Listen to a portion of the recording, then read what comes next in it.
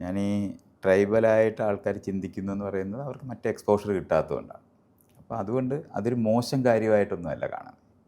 നമ്മൾ ഈ പ്രാകൃതം എന്നുള്ള വാക്കൊക്കെ ഉപയോഗിക്കുമ്പോൾ അവരെ ഡീഗ്രേഡ് ചെയ്യണം എന്നുള്ള അർത്ഥത്തിലല്ലത്.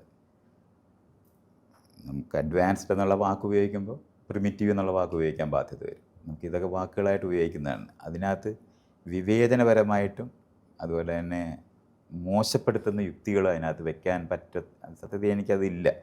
പക്ഷേ വാക്കുകളതെല്ലാം അങ്ങനത്തെയാണ്.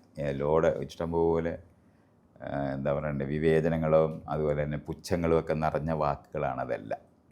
അതുകൊണ്ടാണ് അതൊരു പ്രശ്നമായിട്ട് മാറുന്നത്. അല്ലെങ്കിൽ നമുക്ക് ചെയ്യാൻ പറ്റുന്നതെന്ന് പറയുന്നത്, ഞാൻ ഉപയോഗിക്കുന്ന വാക്കുകളെന്ന് പറയുന്നത് ഹണ്ടർ ഗ്യാതറിങ് സൊസൈറ്റി, കൃഷിക്കാർ, വ്യവസായം എന്ന് പറയുന്ന 3 കാറ്റഗറി ഉപയോഗിച്ചാലാണ് ഞാൻ മനുഷ്യരെ തരംതിരിക്കുന്നത്.